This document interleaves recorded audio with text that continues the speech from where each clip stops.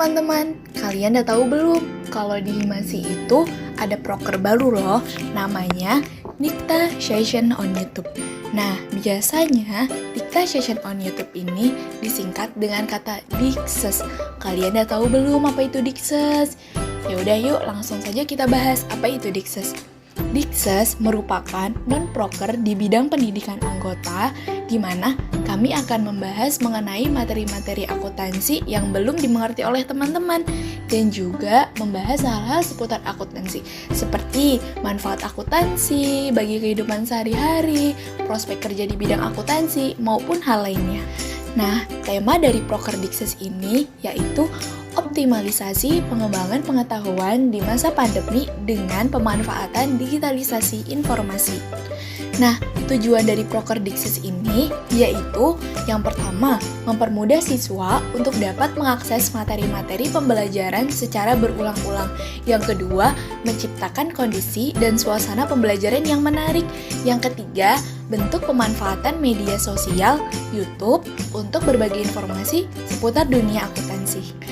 Nah, Dikses ini mempunyai dua konsep teman-teman. Yang pertama, Dr. Counting dan How to be Count. Dr. Counting ini menjelaskan suatu soal yang sulit dalam materi akuntansi. Sebelumnya, kami membuat pertanyaan melalui Instagram Himasi. Kemudian, setelah diadakan pengisian pada kolom pertanyaan, kami akan mengemas semua pertanyaan tersebut dan diolah menjadi sebuah video. Nah, tujuan dari Dr. Counting ini dapat membantu mahasiswa yang merasa kesulitan dengan soal-soal mata kuliah akuntansi. Untuk konsep yang kedua, yaitu How to be Count. Konten ini ditujukan untuk anak-anak SMA agar mengetahui lebih dalam apa itu akuntansi. Dan ada juga loh sharing-sharing tentang akuntansi dan membahas seputar akuntansi.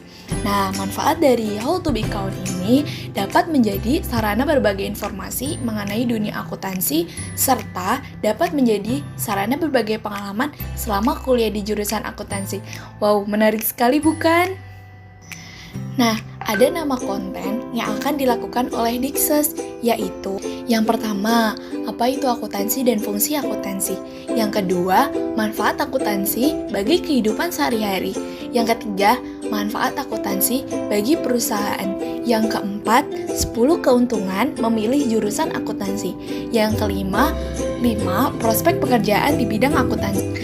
Wow, menarik sekali kan proker Dikses ini. Supaya kalian tidak ketinggalan konten-konten terbaru dari Dikses, jangan lupa ya follow Instagramnya Himasi, ada di bawah sini, Himasi_UTY. Ya udah yuk, kita lihat konten pertama dari Dikses dengan tema apa itu akuntansi dan fungsi akuntansi. Semoga bermanfaat buat teman-teman. Jangan lupa di like, comment, and subscribe teman-teman.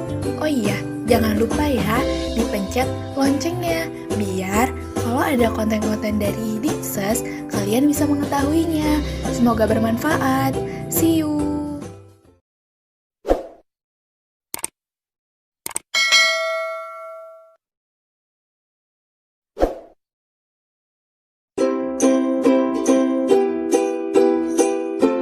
Halo teman-teman, kalian pasti pernah mendengar tentang istilah akuntansi kan?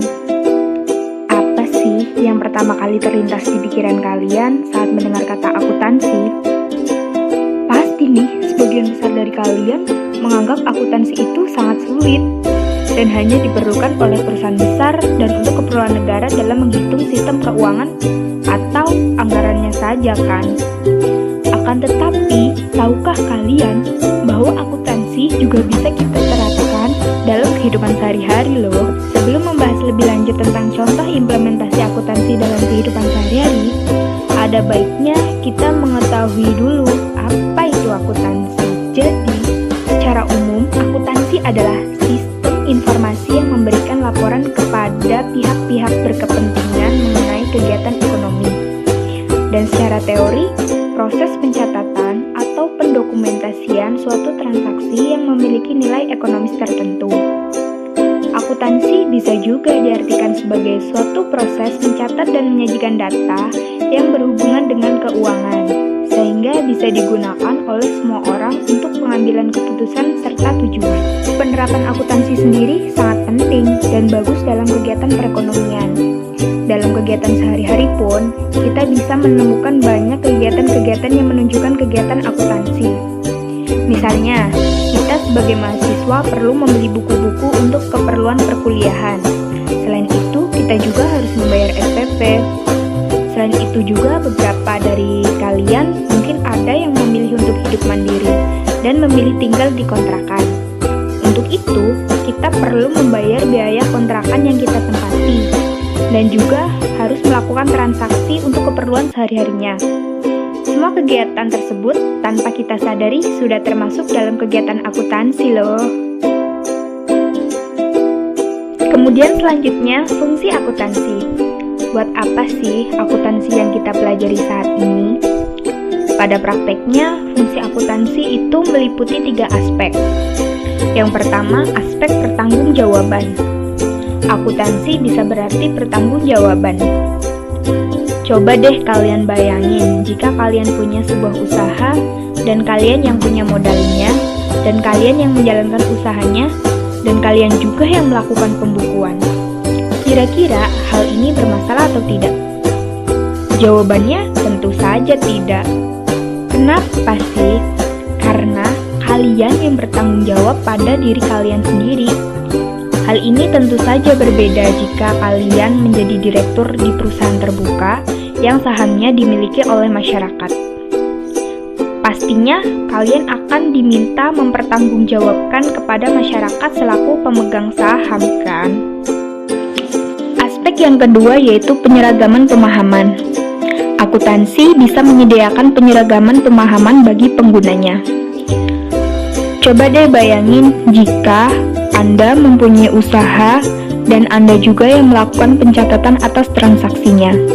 Kemudian Anda melakukan pencatatan atau pembukuan sesuka hati Anda saja. Kira-kira apa yang akan terjadi? Mungkin orang lain tidak akan mengerti pembukuan yang Anda buat. Dan untuk itulah, dengan standar pelaporan akuntansi, maka setiap orang yang belajar atau mengerti akuntansi akan bisa memahami isi dari laporan yang Anda buat.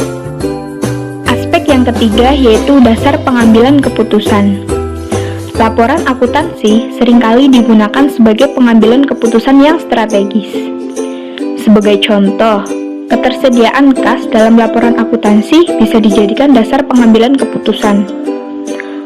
Apakah perusahaan akan membagikan bonus kepada karyawan atau tidak? Nah, bayangin jika tidak ada pelaporan akuntansi, kita akan sulit untuk menentukan apakah perusahaan bisa membagikan bonus atau tidak.